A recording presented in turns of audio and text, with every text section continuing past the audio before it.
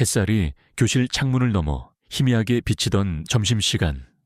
아이들의 활기찬 웃음소리가 복돼서 울려 퍼졌다. 그러나 그 모든 소음 속에서도 유독 고요한 한 자리가 있었다. 창가에 앉은 소녀 유리는 언제나처럼 등 뒤로 들이운 낡은 후드티 모자를 깊게 눌러쓰고 있었다. 그녀의 작고 왜소한 어깨는 축 처져 있었고 마치 세상의 모든 소음으로부터 자신을 격리시키려는 듯했다. 점심 도시락이라고 하기엔 너무나 초라한 종이 포장지에 쌓인 샌드위치를 천천히 씹는 그녀의 입계는 어떤 표정도 읽을 수 없었다. 희미하게 퍼지는 식은 빵 냄새가 그녀 주변의 공기를 더욱 무겁게 만들었다. 유리는 가끔 고개를 들어 창밖을 내다봤다. 운동장에서 뛰어노는 아이들의 모습은 그녀에게 다른 세상의 풍경 같았다. 그들의 밝은 얼굴과 자유로운 움직임은 유리의 회색빛 일상과는 너무나도 동떨어져 있었다. 그녀의 눈빛은 멀리, 아주 멀리 있는 어떤 곳을 응시하는 듯했다. 마치 그곳에 아직 도달하지 못한, 그러나 언젠가 가닿고 싶은 희망이 있는 것처럼. 교실 벽에 걸린 시계의 초침소리만이 유리의 귓가에 끊임없이 울렸다. 똑, 딱, 그 단조로운 소리는 그녀의 존재감 없는 하루를 그대로 보여주는 듯했다. 그녀의 주변에는 늘 텅 빈 공간이 있었고 아무도 그 공간을 채우려 들지 않았다. 혹은 유리가 그 누구도 들어오게 허락하지 않는 것일 수도 있었다. 그날도 평소와 다를 바 없었다. 점심시간이 거의 끝나갈 무렵 갑자기 창문 밖에서 작은 소리가 들려왔다. 푸드득 유리의 시선이 저절로 그곳으로 향했다. 어린 참새 한 마리가 날개를 퍼덕이다가 힘없이 창턱에 떨어졌다. 날개 한쪽이 이상하게 꺾여 있었고 작은 몸뚱이가 불안하게 떨렸다. 아이들이라면 소리 지르며 선생님을 불렀을 상황이었지만 유리는 그저 말없이 자리에서 일어섰다. 그녀의 움직임은 조심스러웠고 마치 유리 파편을 다루듯 섬세했다. 아무도 유리가 움직이는 것을 눈치채지 못했다. 혹은 관심이 없었을지도. 그녀는 작은 새에게 조용히 다가가 무릎을 굽혔다. 쭈그리고 앉은 자세에서 그녀의 낡은 후드티 소매가 살짝 위로 올라갔다. 그 순간 희미하게 드러난 그녀의 가느다란 손목에는 오래된 흉터 자국이 어렴풋이 보였다. 마치 끓는 물에 데인 듯 울긋불긋한 흔적은 순식간에 후드티 소매에 의해 다시 가려졌다. 유리는 그 흉터를 의식하는 듯 얼른 소매를 끌어내려 완전히 덮었다. 조심스럽게 손을 내밀어 떨고 있는 참새를 감싼 유리의 얼굴에는 평소 볼 수 없었던 온화한 미소가 스쳤다. 그녀는 주머니에서 남겨두었던 샌드위치 조각을 조금 떼어내어 새의 부리 옆에 놓아주었다. 새는 처음에는 경계하는 듯했지만 곧 작은 부리로 빵 조각을 쪼아먹기 시작했다. 유리는 그 작은 생명이 먹이를 먹는 모습을 한참 동안 지켜봤다. 그녀의 눈빛에는 연민과 함께 할 수 없는 깊은 슬픔이 깃들어 있었다. 마치 자신과 같은 처지의 존재를 만난 것처럼 작은 새를 안전하게 창턱 한쪽에 놓아준 후 유리는 다시 자신의 자리로 돌아왔다. 그녀는 아무 일도 없었다는 듯 남은 샌드위치를 마저 먹기 시작했다.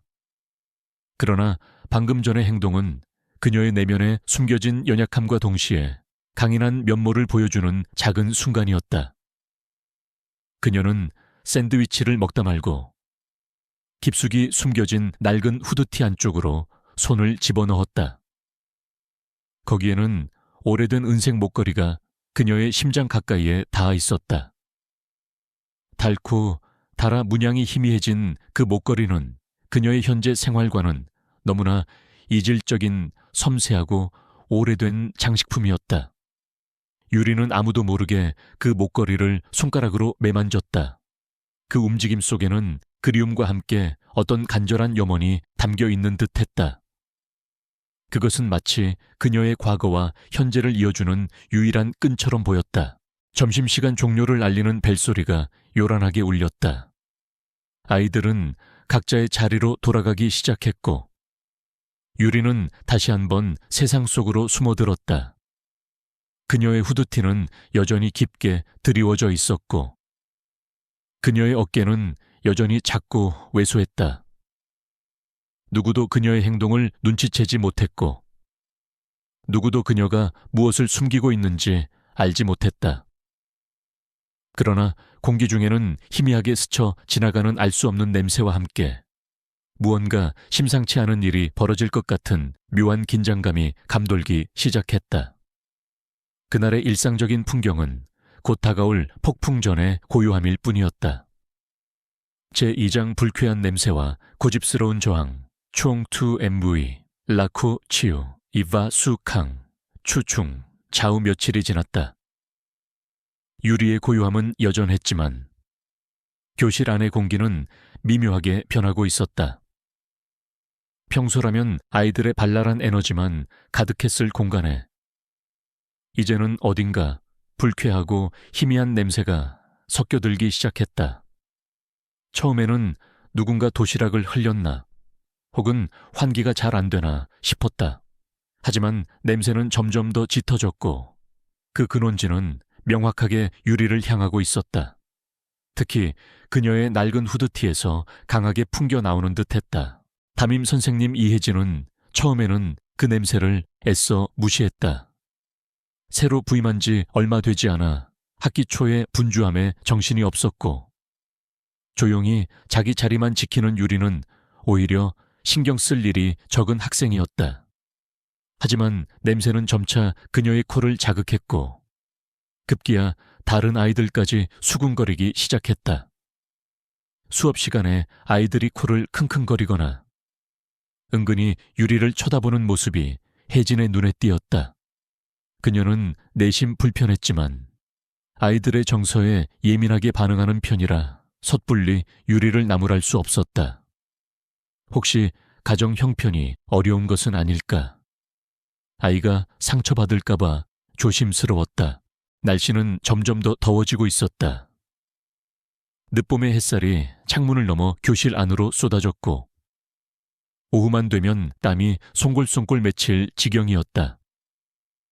학교에서는 학생들의 건강을 위해 실내에서는 두꺼운 겉옷을 벗고 활동하라는 공지까지 내려왔다. 아이들은 쉬는 시간이면 신나게 겉옷을 벗어 던지고 뛰어다녔다. 그러나 유리는 혜진의 눈에 띄게 여전히 두터운 후드티를 벗지 않았다. 뜨거운 햇살이 내리쬐는 오후에도, 체육 시간에도, 심지어는 점심을 먹을 때도 그녀의 모자는 깊이 눌려 있었다. 혜진은 더 이상 모른 척할 수 없었다. 냄새는 이제 그녀가 유리의 옆을 지나갈 때면 코를 찔렀고 아이들의 불만 섞인 눈빛은 더욱 노골적이 되었다. 그녀는 마음을 굳게 먹고 점심시간이 끝난 후 유리를 따로 불렀다. 유리야, 선생님하고 잠시 이야기 좀 할까? 혜진의 목소리는 최대한 부드럽게 나왔지만 유리는 순간 온몸이 굳어지는 듯했다. 그녀의 작은 어깨가 움찔 떨렸다. 유리는 고개를 푹 숙인 채 아무 말도 하지 않았다. 후드티 모자 그림자 아래로 그녀의 얼굴이 완전히 가려졌다. 날씨가 많이 더워졌지. 학교에서는 실내에서 겉옷을 벗고 있도록 안내하고 있어. 혜진은 조심스럽게 말을 꺼냈다. 유리도 이제 후드티를 벗고 좀 편하게 지내렴. 더우면 공부하기도 힘들잖아. 그녀의 말에 유리는 고개를 더욱 깊이 숙였다. 그리고 작은 목소리로 거의 들리지 않게 속삭였다. 아, 안 돼요. 혜진은 의아했다. 왜 안 돼? 혹시 아픈 데라도 있니? 그녀는 유리의 몸 상태를 걱정했다. 그러나 유리의 반응은 뜻밖이었다. 그녀는 갑자기 몸을 뒤로 움츠리며 고개를 젓기 시작했다. 마치 사냥꾼에게 쫓기는 작은 동물처럼. 그녀의 눈빛에는 극심한 공포와 절망감이 스쳐 지나갔다. 그 작은 몸에서 뿜어져 나오는 강한 거부감은 혜진을 당황하게 했다. 유리야, 왜 그래? 괜찮아. 선생님한테 말해봐. 혜진은 좀 더 가까이 다가가려 했다. 그러나 유리는 그녀의 손길이 닿기도 전에 흠칫 놀라며 뒷걸음질 쳤다. 그녀의 입술은 파르르 떨렸고 눈에는 금방이라도 눈물이 쏟아질 듯 고여 있었다. 아무도 몰라야 해요. 제발. 유리의 목소리는 거의 울음에 가까웠다. 그 말을 듣는 순간 혜진은 단순한 고집이나 아픔이 아니라는 것을 직감했다. 유리의 등 뒤에서 뿜어져 나오는 듯한 그 기이한 냄새와 겉옷을 벗는 것에 대한 그녀의 비정상적인 저항. 무언가 숨겨진 더 큰 문제가 있다는 강한 예감이 그녀의 머릿속을 스쳤다. 혜진의 마음속에서는 두 가지 감정이 충돌했다. 하나는 아이의 사생활을 존중하고 싶다는 마음. 다른 하나는 담임으로서 아이의 안전을 확인해야 한다는 책임감이었다. 그러나 유리의 극심한 공포를 마주하자 그녀는 후자의 마음이 훨씬 더 무겁게 다가왔다. 이 아이는 분명히 도움을 필요로 하고 있었다. 그리고 그녀는 그 도움을 외면할 수 없었다. 유리야, 선생님이 네 비밀을 아무한테도 말하지 않을게. 하지만 네가 왜 후드티를 벗을 수 없는지 선생님한테만이라도 말해줘야 해. 안 그러면 선생님은 네가 정말 많이 아프다고 생각하고 양호실로 데려가야 할 거야. 혜진은 최후 통첩을 날렸다. 그녀는 알고 있었다. 이 아이가 스스로 입을 열기는 쉽지 않을 것이라는 것을. 유리의 얼굴은 새파랗게 질렸다. 양호실 혹은 부모님에게 연락한다는 말은 그녀에게 세상이 무너지는 소리처럼 들리는 듯했다. 그녀의 작은 몸은 더욱 심하게 떨렸다. 그러나 그녀의 눈빛 속에서 혜진은 절망과 함께 작은 불꽃 같은 간절함을 보았다. 마치 자신을 구해달라고 애원하는 듯한, 그러나 감히 소리내지 못하는 그런 간절함. 혜진은 그 눈빛을 외면할 수 없었다. 그녀는 결심했다. 어떤 방법으로든 유리의 비밀을 밝혀내고 그녀를 도와주리라. 점심시간이 끝나고 오후 수업이 시작되었다. 교실은 다시 평범한 분위기로 돌아갔지만 혜진의 머릿속은 복잡했다. 그녀는 유리가 앉은 창가 자리를 응시했다. 유리는 여전히 후드티를 뒤집어 쓴 채 꼼짝도 하지 않았다. 혜진은 직감적으로 이 냄새와 후드티에 얽힌 비밀이 단순한 문제가 아님을 깨달았다. 그녀는 그날 밤 유리에 대해 더 알아보기로 마음먹었다. 그리고 그녀의 직감은 틀리지 않았다. 유리의 평범한 일상은 곧 파괴될 것이었고 그녀의 감춰진 비밀은 곧 세상 밖으로 드러날 운명이었다. 제3장 드러나는 상처와 911 신고추옹 산베투옹 로디엔 와 추옥고이 9111 이혜진 선생님은 수업이 끝나자마자 유리를 따로 불렀다. 다른 아이들이 모두 떠난 텅 빈 교실에서 둘만의 침묵이 팽팽하게 흘렀다. 혜진은 유리의 작은 어깨를 부드럽게 감쌌다. 유리야, 선생님이 약속할게.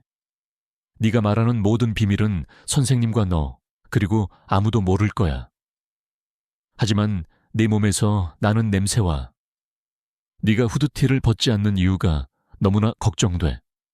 혹시 아픈 곳이라도 있니? 그녀의 목소리에는 단호함과 함께 깊은 염려가 묻어 있었다. 유리의 눈동자가 불안하게 흔들렸다. 그녀는 고개를 푹 숙인 채 아무 말도 하지 않았다. 혜진은 유리의 침묵이 단순한 거부가 아님을 직감했다. 그것은 뼛속 깊이 박힌 공포의 표현이었다.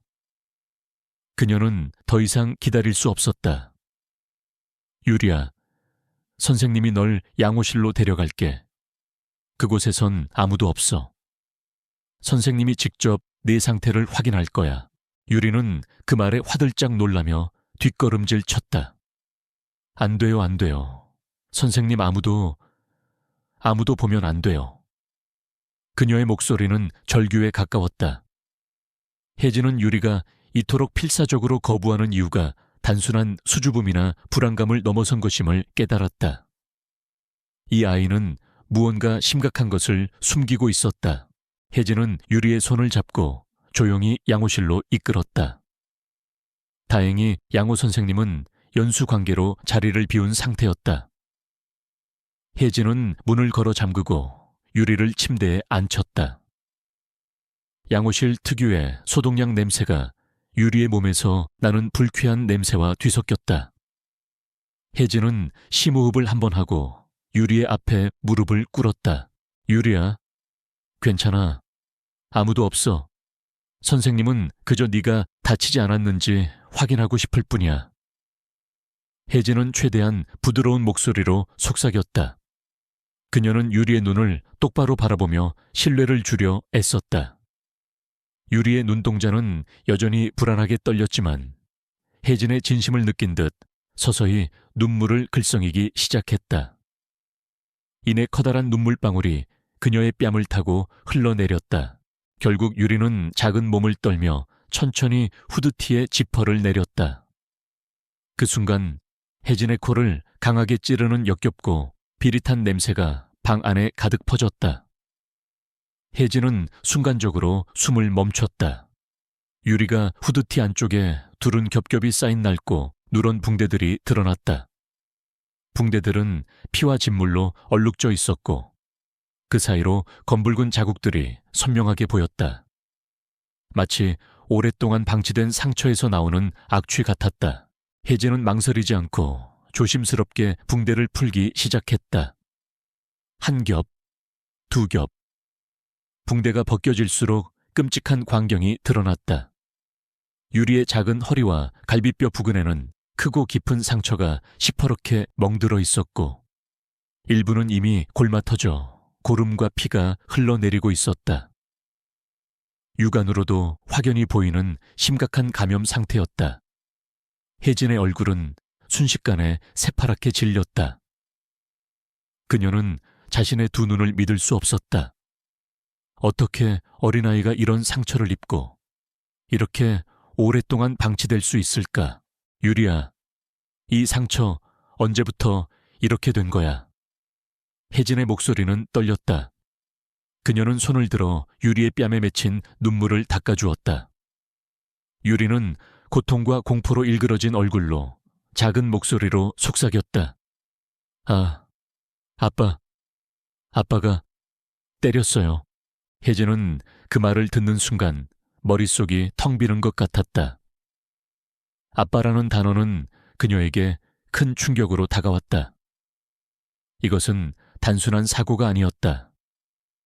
명백한 아동 학대였다. 혜진은 유리의 상처를 다시 한번 살폈다. 골마 터진 상처는 이미 위험한 수준이었다. 당장 병원으로 가야 했다. 유리는 혜진의 눈치를 살피며 작은 목소리로 애원했다. 선생님, 아무한테도 말하면 안 돼요.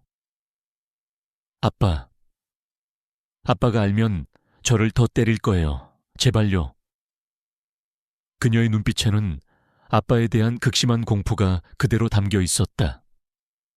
그 작은 아이가 얼마나 오랫동안 이 고통을 혼자 감내했을지 생각하니 혜진의 가슴이 찢어지는 듯했다. 혜진은 유리를 꼭 안아주었다. 그녀의 심장은 분노와 슬픔으로 격렬하게 뛰었다. 그녀는 이 아이를 반드시 보호해야 했다. 그녀는 침대 옆 서랍에서 구급 상자를 꺼내 소독약과 새 붕대를 집어들었다. 그녀는 유리의 상처를 응급처치하며 최대한 고통을 덜어주려 애썼다. 상처를 소독할 때마다 유리는 고통에 신음했지만 혜진은 단단한 표정으로 멈추지 않았다. 그녀는 유리의 상처가 얼마나 깊고 오래되었는지, 그리고 그녀가 얼마나 큰 고통을 감내해왔는지 직접 확인하며 더욱 분노했다. 응급처치를 마친 혜진은 잠시 망설였다. 유리의 애원과 아빠에 대한 두려움이 그녀의 귀에 맴돌았다. 그러나 그녀는 이내 단호한 결심을 내렸다. 이 아이는 전문적인 치료와 보호가 절실했다. 그녀는 유리를 안심시킨 뒤 핸드폰을 들어 손가락을 떨며 9711 경찰 신고번호를 눌렀다. 여보세요. 여기 초등학교 양호실인데요. 아동학대가 의심되는 학생이 있어요. 아이가 심각한 상처를 입었고 당장 병원으로 가야 할 것 같아요. 혜진의 목소리는 떨렸지만 그녀의 눈빛은 흔들림 없었다. 그녀는 유리의 상처와 그녀의 눈동자에 담긴 공포를 똑똑히 기억하고 있었다. 유리는 혜진이 전화하는 소리를 듣고 온몸이 굳어버렸다. 그녀의 얼굴은 새파랗게 질렸고 눈에서는 다시 한번 눈물이 폭포수처럼 쏟아졌다. 그녀는 혜진의 옷자락을 붙잡고 필사적으로 고개를 저었지만 혜진은 이미 전화를 끊을 수 없었다. 양호실 안은 팽팽한 긴장감으로 가득 찼다. 한 아이의 숨겨진 고통이 드디어 세상 밖으로 드러나는 순간이었다. 그리고 혜진은 자신의 직감이 옳았음을 깨달았다. 이 작은 소녀의 후드티 아래에는 상상조차 할 수 없었던 끔찍한 비밀이 숨겨져 있었던 것이다. 제4장 발버둥치는 그림자, 추옹, 설, 카이 봉밭론. 경찰과 아동보호국 직원이 학교 양호실 문을 열고 들어섰을 때 방 안의 공기는 무겁고 침묵으로 가득 차 있었다. 이혜진 선생님은 굳은 표정으로 유리를 감싸 안고 있었고 유리는 여전히 그녀의 품에 파묻혀 떨고 있었다. 유리의 작은 몸에서 나는 역한 냄새는 방 안을 가득 채웠다. 경찰은 현장 사진을 찍고 혜진 선생님으로부터 상황을 듣기 시작했다. 유리는 고개를 더 깊이 숙인 채 마치 자신이 투명 인간이라도 된 듯 숨을 죽였다.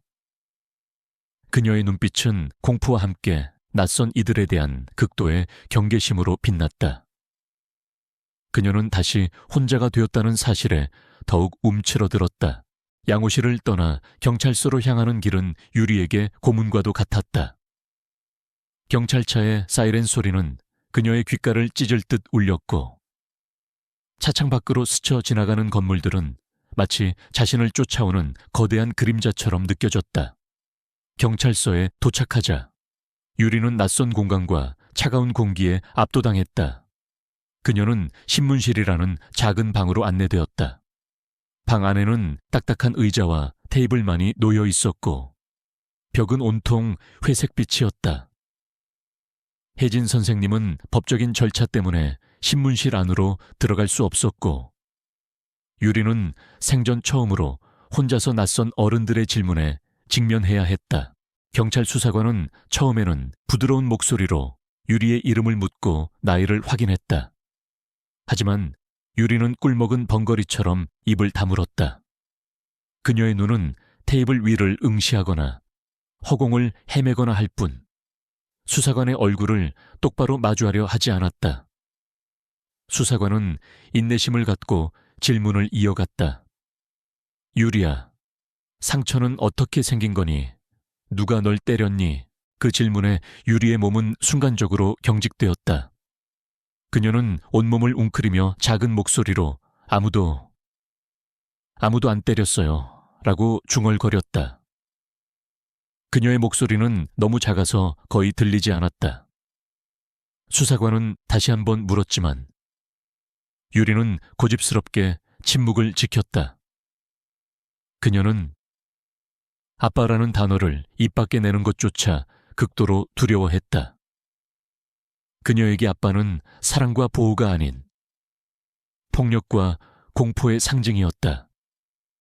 만약 자신이 아빠의 비밀을 폭로하면 더 큰 보복이 자신을 기다리고 있을 것이라는 어둡고 끔찍한 확신이 그녀의 마음을 지배하고 있었다.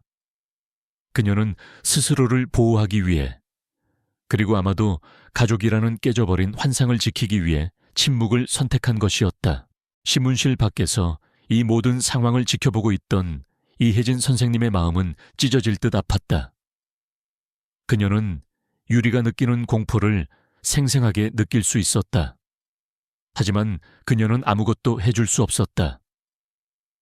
그녀는 복도를 서성이며 초조하게 기다렸다. 이때 한 아동보호국 직원이 그녀에게 다가와 조심스럽게 물었다. 선생님, 혹시 아버님에 대해 아는 것이 있으신가요? 연락처나 직업 같은 거요. 혜진은 유리가 아빠가 때렸다고 했던 말을 떠올렸다. 그리고 그 순간 그녀는 유리의 목에 걸려있던 낡은 은색 목걸이가 문득 머릿속을 스쳤다. 유리가 늘 소중히 간직했던 그 목걸이, 그리고 그녀의 손목에 있던 희미한 흉터. 무언가 연결된 실마리가 있을지도 모른다는 직감이 들었다. 혜진은 아동보호국 직원에게 유리의 아빠가 과거에 문제가 있었다는 소문을 들었던 것을 조심스럽게 언급했다. 그리고 그녀는 유리의 엄마가 어렸을 때 돌아가셨다는 이야기도 어렴풋이 기억해냈다. 유리는 항상 그 후드티를 벗지 않았어요. 그리고 어떤 낡은 목걸이를 늘 숨기고 있었어요. 어쩌면 그게 단서가 될지도 몰라요. 혜진의 말은 어둠 속의 작은 등불처럼 수사관들의 눈을 번뜩이게 했다. 그들은 즉시 유리의 가정 환경과 과거에 대한 심층 조사를 시작했다. 조사 과정에서 충격적인 사실이 드러나기 시작했다. 유리의 친어머니는 5년 전 불의의 사고로 사망했고, 그 후 유리는 어머니의 재혼 상대였던 계부 박준우와 함께 살고 있었다. 박준우는 안정적인 직업이 없었고 도박에 빠져 빚을 지고 있었다는 사실도 밝혀졌다. 그는 종종 폭력적인 성향을 보였으며 이웃들 사이에서는 유리를 홀대한다는 소문도 돌았다. 경찰은 박준우의 전과 기록을 조회했고 폭력과 관련된 몇 건의 전과가 있음을 확인했다. 유리의 아빠라는 말은 바로 계부 박준우를 의미했던 것이다. 한편 유리의 몸 상태는 점점 더 나빠지고 있었다. 병원으로 옮겨진 유리는 즉각적으로 감염된 상처에 대한 치료를 받기 시작했다. 의사는 그녀의 상처가 심각한 감염 상태였으며 조금만 더 늦었으면 폐혈증으로 목숨이 위태로울 뻔했다고 혜진에게 알렸다. 유리는 고통스러워하면서도 여전히 모든 것을 거부하는 모습을 보였다. 그녀는 의사나 간호사의 손길조차 두려워했고 잠시라도 눈을 감으면 악몽에 시달리는 듯 몸을 떨었다. 혜진은 매일 병원으로 유리를 찾아갔다. 그녀는 유리의 침대 옆에 앉아 아무 말 없이 손을 잡아주거나 동화책을 읽어주었다. 유리는 여전히 말없이 고개를 돌렸지만 혜진은 그녀의 작은 손이 자신의 손을 놓지 않는다는 것을 느꼈다. 혜진은 유리가 조금이라도 안심할 수 있도록 자신의 존재를 끊임없이 보여주었다. 하지만 상황은 점점 더 위급해지고 있었다. 박준우는 경찰 조사에 협조하기는커녕 유리가 입원했다는 사실을 알게 되자마자 혜진 선생님에게 연락해 협박하기 시작했다. 내 딸에게 무슨 짓을 한 겁니까? 괜히 쓸데없는 짓 하지 마세요. 가만두지 않을 겁니다. 그의 목소리에는 분노와 함께 숨길 수 없는 초조함이 묻어 있었다. 그는 자신의 죄가 드러날 것을 두려워하고 있었다. 혜진은 그의 협박에 겁을 먹지 않았다. 오히려 유리를 반드시 지켜야겠다는 결심을 더욱 굳혔다. 경찰은 박준우에게 소환장을 발부했지만 그는 번번이 응하지 않았다. 그는 도주하려 하거나 유리를 데려가려 시도할 수도 있었다. 병원에서는 유리의 상처가 빠르게 치료되어야 했지만 그녀의 마음의 상처는 여전히 깊었다. 그녀는 아직도 자신의 계부 박준우에게서 벗어날 수 없다는 불안감에 시달리고 있었다. 공기는 점점 더 무거워졌고 박준우라는 그림자가 유리를 짓누르고 있었다. 그 그림자는 언제든 다시 덮쳐올 준비를 하고 있었다. 유리의 상태는 점차 호전되고 있었지만 그녀의 마음은 여전히 불안한 그림자 속에 갇혀 있었다. 박준호의 그림자는 병실 안까지 드리워져 유리를 짓눌렀고 그녀는 밤마다 악몽에 시달렸다. 경찰은 박준호를 체포하기 위해 수소문했지만 그는 이미 종적을 감춘 뒤였다. 그는 유리를 데려가거나 혜진 선생님에게 해를 가할 기회를 엿보고 있을 것이 분명했다. 병원 내에서도 보안이 강화되었지만 혜진 선생님의 마음은 초조하기 그지없었다. 혜진은 유리의 침대 곁을 떠나지 않았다. 그녀는 유리가 좋아하는 동화책을 읽어주거나 그림을 그리도록 도와주었다. 유리는 여전히 말수가 적었지만 혜진의 진심을 느끼는 듯 그녀의 손을 꼭 잡고 놓지 않았다. 어느 날 혜진은 유리가 목에 걸고 있던 낡은 은색 목걸이를 유심히 바라보았다. 유리야, 이 목걸이는 아주 예쁘네. 누가 준 거니? 유리의 눈빛이 순간 흔들렸다. 그녀는 작은 손으로 목걸이를 감싸주며 작은 목소리로 말했다. 엄마가 준 거예요. 그 말에 혜진의 가슴이 뭉클했다. 이 목걸이는 단순한 장신구가 아니라 유일한 혈육이자 사랑이었던 친어머니와의 연결고리였다. 혜진은 유리의 친어머니에 대해 더 알아보기로 결심했다. 어쩌면 그곳에 유리를 도울 실마리가 있을지도 모른다는 희미한 희망이 그녀의 마음속에서 피어났다.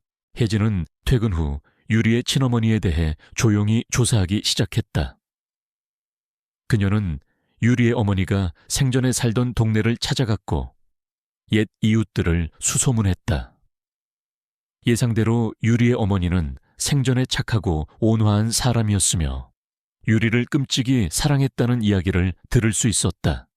그리고 충격적인 사실이 드러났다. 유리의 친어머니는 사실 지방의 작은 마을에서 유명한 전통 공예장인의 외동딸이었다는 것.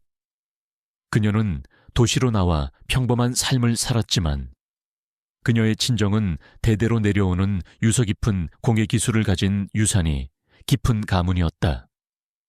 그녀의 죽음이 사고로 처리되긴 했지만 일부 이웃들은 박준호가 그녀의 재산을 노리고 접근했다는 소문이 돌았다는 이야기도 들려왔다.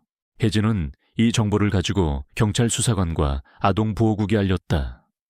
수사관들은 박준호의 도박빚과 그의 전과 기록, 그리고 유리의 어머니가 남긴 유산에 대한 단서를 연결짓기 시작했다. 유리의 상처가 단순한 폭행이 아닌 유산을 노린 고의적인 학대일 가능성이 제기되었다. 그들은 박준호가 유일한 상속인인 유리를 제거하거나 영구적으로 무력화시켜 유산을 가로채려 했을지도 모른다고 추측했다. 유리의 상처는 단순한 폭력의 흔적이 아니라 탐욕이 남긴 끔찍한 증거였던 것이다.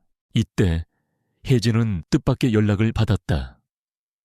과거 유리의 친어머니와 알고 지내던 한 변호사가 혜진에게 연락해온 것이다. 변호사의 이름은 김민준.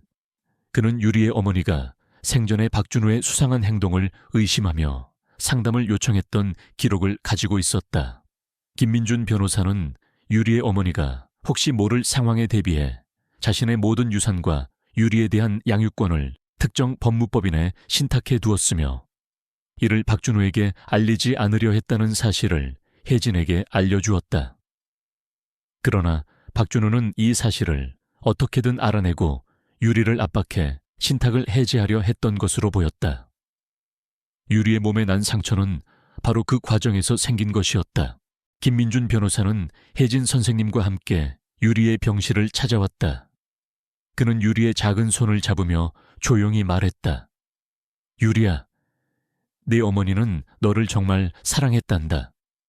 네가 안전하게 살 수 있도록 모든 것을 준비해 두셨어. 유리는 변호사의 말을 이해하지 못하는 듯 했지만 혜진과 변호사의 진심 어린 눈빛에서 따뜻함을 느꼈다. 김민준 변호사는 즉시 유리의 법적 보호를 위한 절차에 착수했다. 그는 박준호를 상대로 아동학대와 유산 관련 소송을 준비하기 시작했다. 박준호는 이 사실을 알게 되자 더욱 초조해졌다. 그는 자신의 모든 것을 잃게 될 위기에 처했음을 직감했다. 그는 어떻게든 유리를 데려가거나 그녀의 입을 막기 위해 움직였다. 그는 교묘하게 병원의 보안망을 뚫고 유리가 입원한 병실 근처까지 잠입하는 데 성공했다. 그의 눈은 광기로 번들거렸고 손에는 차가운 쇠붙이가 들려 있었다. 그는 유리가 깨어나기만을 기다리며 병실 문 밖 복도에 숨어 있었다. 혜진 선생님은 뭔가 이상한 낌새를 느꼈다. 평소보다 병실 복도가 지나치게 고요했고 그녀의 직감은 강하게 경고를 보내고 있었다. 그녀는 유리에게서 눈을 떼지 않은 채 주머니 속 핸드폰을 꽉 쥐었다. 김민준 변호사는 미리 병원 측에 박준우의 위험성을 알리고 보안 강화를 요청했지만 박준우의 관계는 상상 이상이었다. 긴장감이 극도로 고조되었다. 유리의 생명이 그리고 그녀의 미래가 위험한 기로에 놓여 있었다. 모두의 숨이 멎는 듯한 긴장감 속에서 박준우의 그림자가 서서히 병실 문에 드리워지고 있었다. 곧이어 모든 것이 폭발할 것이다. 제6장 진실의 폭발과 승리의 포효, 추홍숙 수붕, 노추아수, 낫바 티엥, 레오, 호치엔탕 병실 문이 서서히 열리는 소리에 이혜진 선생님의 심장은 쿵 하고 떨어졌다. 박준우였다. 그의 눈은 광기로 번들거렸고 손에는 번뜩이는 칼날이 쥐어 있었다. 병실 안으로 들어서는 그의 발걸음은 절박함과 분노로 가득 차 있었다. 그는 유리를 향해 성큼성큼 다가갔다. 이 빌어먹을 계집애가 감히 날 경찰에 신고해 내년이 죽어야 이 모든 게 끝난다. 그의 목소리는 낮게 으르렁거렸지만 병실 안의 모든 공기를 얼어붙게 만들었다. 유리는 침대 위에서 몸을 웅크리며 새하얗게 질린 얼굴로 비명을 지르려 했지만 목구멍에서 아무 소리도 나오지 않았다. 혜진은 순간적으로 몸을 날려 박준우와 유리 사이를 가로막았다. 당신 당장 멈춰요. 경찰에 신고할 거예요. 혜진의 목소리는 떨렸지만 그녀의 눈빛은 단호했다. 박준우는 코웃음을 치며 혜진을 밀쳐냈다. 이 쓸데없는 오지랖 선생 내년 때문에 내 인생이 망가지게 생겼어. 그는 혜진을 거칠게 밀쳤고 혜진은 바닥으로 나뒹굴었다. 그녀는 팔꿈치에서 느껴지는 통증에도 아랑곳하지 않고 필사적으로 몸을 일으키려 했다. 바로 그때 김민준 변호사가 병실 문을 박차고 들어섰다. 그의 뒤로는 경찰들이 총을 겨눈 채 진입했다. 박준우 씨, 당장 칼 내려놓으시오. 당신은 아동학대 및 특수폭행 미수 혐의로 체포합니다. 김민준 변호사의 목소리는 단호했고 경찰들의 움직임은 신속했다. 박준우는 순간적으로 당황한 듯 칼을 휘둘렀지만 경찰들이 그를 순식간에 제압했다. 박준우는 체포되는 순간에도 발버둥치며 소리 질렀다. 나는 아무 잘못 없어. 다 저 계집애가 거짓말하는 거라고 내 돈을 노리고 꾸민 계략이야. 그의 눈은 여전히 광기로 번들거렸다. 그는 자신의 죄를 끝까지 부정하며 유리를 향해 비난의 눈빛을 보냈다. 그의 분노 어린 눈빛이 유리를 향하자 유리의 작은 몸은 다시 한번 경직되었다. 그녀는 두려움에 몸을 떨며 입술을 깨물었다. 지난 시간 동안 아빠에게서 받은 공포가 다시 그녀를 덮치는 듯했다. 혜진 선생님은 유리의 손을 꼭 잡았다. 유리야, 괜찮아. 이젠 괜찮아. 네가 다 말해야 해. 선생님이 옆에 있어. 그녀의 따뜻한 눈빛이 유리의 불안한 시선과 마주쳤다. 유리는 혜진의 손을 꽉 잡았다. 그리고 심호흡을 한번 하고는 작은 목소리로 입을 열었다. 그녀의 목소리는 처음에는 떨렸지만 점차 단호해지기 시작했다. 아빠는 매일 술을 마셨어요. 그리고 돈을 달라고 했어요. 제가 돈이 없다고 하면 저를 때렸어요. 밥도 안 주고 며칠 동안 방에 가두기도 했어요. 유리의 작은 몸에서 터져 나오는 고백은 방 안을 숙연하게 만들었다. 그녀는 자신이 입은 상처와 후드티로 상처를 가려야 했던 이유, 그리고 박준호에게서 느꼈던 모든 공포와 고통을 꾸밈없이 털어놓았다. 그녀의 눈에서는 눈물이 흘러내렸지만 그녀의 목소리는 더 이상 떨리지 않았다. 오히려 단단한 결심이 느껴졌다. 그때 김민준 변호사가 손에 든 서류들을 내밀었다. 경찰관님들, 여기 박준호 씨의 도박 빚과 유산 관련 기록입니다.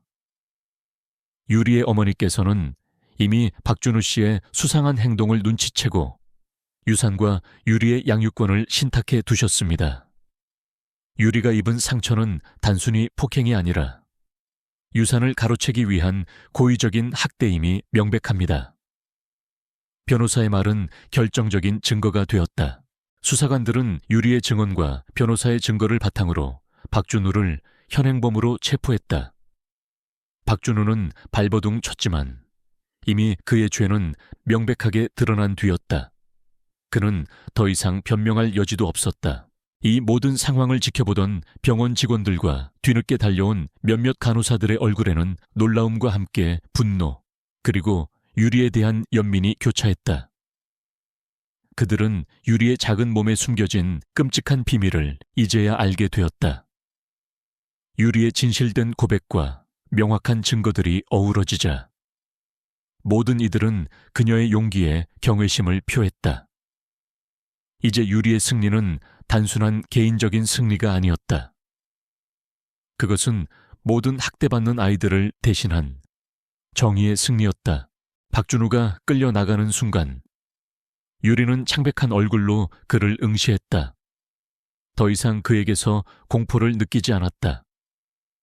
대신 그녀의 눈빛에는 작은 해방감과 함께 아직은 낯선 희망이 깃들어 있었다.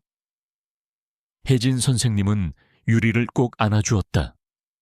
그녀의 품 안에서 유리는 비로소 억눌렸던 울음을 터뜨렸다. 그것은 고통의 눈물이 아닌 억울함과 슬픔, 그리고 마침내 찾아온 안도감의 눈물이었다. 병실 안은 이제 더 이상 역한 냄새나 공포의 그림자로 가득 차 있지 않았다. 대신 희미하게 빛나는 희망의 기운이 감돌고 있었다. 유리의 작은 용기가 거대한 악을 물리치고 그녀의 미래를 밝히는 빛이 된 순간이었다. 제7장 새로운 평화와 치유의 시작. 추옹, 세븐 비인, 옌모이, 와코이, 자우추아, 수추아 란 박준호가 체포된 후 유리는 비로소 깊은 잠에 빠져들었다. 그녀의 작은 얼굴에는 더 이상 공포나 불안의 그림자가 드리워져 있지 않았다. 혜진 선생님은 유리의 침대 옆을 지키며 잠든 아이의 손을 부드럽게 쓰다듬었다. 김민준 변호사는 경찰과 함께 유리의 법적 보호 절차를 마무리 지었고 박준호는 아동학대와 유산 관련 혐의로 구속되어 법의 심판을 기다리게 되었다. 그의 탐욕과 폭력은 결국 그 자신의 파멸을 불러온 것이다. 유리는 병원에서 한 달간 집중적인 치료를 받았다. 그녀의 골맞던 상처는 깨끗하게 아물기 시작했고 몸에서 나던 역한 냄새도 사라졌다. 육체적인 상처가 아물어 갈수록 유리의 마음의 상처도 서서히 치유되기 시작했다. 그녀는 더 이상 낯선 사람들을 두려워하지 않았고 의사나 간호사들에게도 작은 미소를 보였다. 그녀는 처음으로 병원복이 아닌 평범한 옷을 입었고 더 이상 후드티로 자신을 가리지 않았다. 김민준 변호사는 유리의 친어머니가 남긴 유산 신탁을 성공적으로 해제했다. 유리는 어머니의 유산을 상속받게 되었지만 아직 어렸기에 모든 재산은 신탁계좌에 안전하게 보관되었다. 중요한 것은 돈이 아니었다. 유산은 유리가 어머니로부터 물려받은 사랑과 보호의 증거였고 그녀의 미래를 위한 든든한 버팀목이 되어 주었다. 혜진 선생님은 유리의 가장 큰 지지자가 되었다. 그녀는 유리가 퇴원할 때까지 매일 병원을 찾아가 유리를 보살폈고 퇴원 후에는 유리가 잠시 머물 수 있는 임시 보호시설을 알아보았다. 그리고 얼마 지나지 않아 유리는 혜진 선생님의 가족이 운영하는 작은 보육원으로 거처를 옮기게 되었다. 그곳에는 혜진 선생님의 부모님과 유리를 따뜻하게 맞아주는 다른 아이들이 있었다. 보육원은 유리의 지친 마음에 따뜻한 안식처가 되어주었다. 보육원에서 유리는 처음으로 가족의 온기를 느꼈다. 혜진 선생님의 어머니는 유리의 상처를 정성껏 돌봐주셨고, 아버지 또한 유리가 편안함을 느낄 수 있도록 배려했다. 보육원의 아이들은 유리를 신기해했지만 이내 친구가 되어 함께 어울렸다. 유리는 처음으로 친구들과 함께 웃고 뛰놀며 잃어버렸던 어린 시절의 행복을 조금씩 되찾았다. 그녀의 얼굴에는 이제 웃음꽃이 피어났고 눈빛에는 생기가 돌았다. 어느 날 저녁, 유리는 보육원 마당 벤치에 앉아 하늘의 별을 바라보고 있었다. 혜진 선생님이 그녀의 옆에 와 앉아 조용히 말을 건넸다.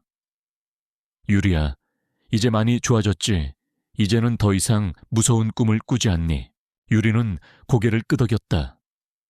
네, 선생님, 이제 안 무서워요. 선생님이 옆에 있어 주셔서. 그녀의 목소리는 이전보다 훨씬 또렷해졌고 망설임이 없었다. 혜진은 유리의 손을 잡았다. 유리야, 너는 정말 용감한 아이야. 선생님은 네가 스스로 진실을 말해줘서 너무나 자랑스러워. 너의 용기 덕분에 박준우는 벌을 받게 될 거야. 그리고 너는 이제 아프지 않고 행복하게 살 수 있어. 유리는 고개를 들어 혜진 선생님을 바라봤다. 그녀의 눈빛에는 깊은 감사함이 담겨 있었다. 선생님, 고마워요. 저를 구해줘서. 혜진은 유리를 꼭 안아주었다. 괜찮아, 유리야. 선생님은 당연히 해야 할 일을 했을 뿐이야. 네가 행복해지는 것이 선생님의 가장 큰 바람이란다. 그녀는 유리의 머리를 쓰다듬으며 그녀가 처음 유리를 만났을 때 맡았던 불쾌한 냄새와 그 후드티 아래 숨겨져 있던 끔찍한 상처들을 떠올렸다. 그리고 이제는 밝게 웃는 유리의 얼굴을 보며 자신의 선택이 옳았음을 확신했다.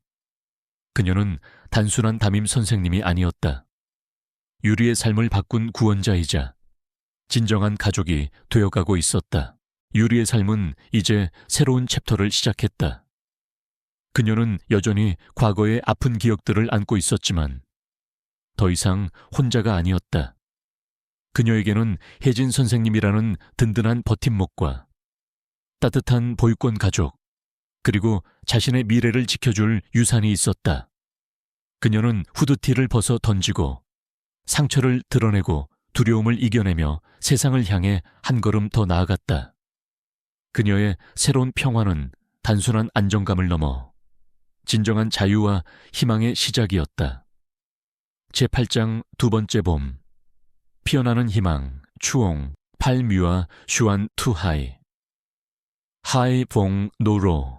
시간은 흘렀고 계절은 여러 번 바뀌었다. 혜진 선생님의 보육원에서 유리는 진정한 가족의 사랑과 보살핌 속에서 건강하고 밝은 소녀로 성장했다. 이제 그녀는 더 이상 낡은 후드티 속에 자신을 숨기지 않았다. 길었던 머리카락은 단정하게 묶여 있었고 얼굴에는 항상 해맑은 미소가 가득했다. 어릴 적 그녀의 몸에 새겨졌던 상처들은 희미한 흔적으로 남아 있었지만 이제는 그녀의 강인함과 회복력을 보여주는 훈장 같았다. 유리는 보육원에서 다른 아이들과 함께 그림을 그리고 노래를 부르며 잃어버렸던 어린 시절의 행복을 되찾았다. 특히 그녀는 놀라운 그림 실력을 선보였다. 그녀의 그림 속에는 늘 따뜻한 색감과 희망찬 메시지가 담겨 있었다. 어릴 적 자신을 구해준 길고양이나 함께 웃고 뛰어놀던 보육원의 친구들, 그리고 늘 자신을 지켜봐준 혜진 선생님의 모습이 그녀의 붓끝에서 아름답게 피어났다. 그녀의 그림은 단순한 재능을 넘어 그녀의 치유된 마음과 세상을 향한 긍정적인 시선을 보여주는 통로였다. 김민준 변호사의 도움으로 박준호는 자신의 죄에 대한 엄중한 처벌을 받았다. 그는 사회로부터 철저히 외면받았고 더 이상 유리의 삶에 그림자를 드리울 수 없었다. 유리의 어머니가 남긴 유산은 그녀의 교육과 미래를 위한 든든한 밑거름이 되어주었다. 유리는 그 돈을 자신의 행복만을 위해 사용하지 않았다. 몇 년 후 유리는 예술 고등학교에 진학하여 그림 실력을 더욱 갈고 닦았다. 그녀는 자신의 경험을 바탕으로 후드티 소녀어 라는 제목의 그림책을 출간했다. 책은 큰 성공을 거두었고 그녀의 그림과 이야기는 많은 사람들에게 감동과 희망을 주었다. 그녀는 책의 인쇄 전액을 아동학대 피해 아동들을 돕는 재단에 기부했다.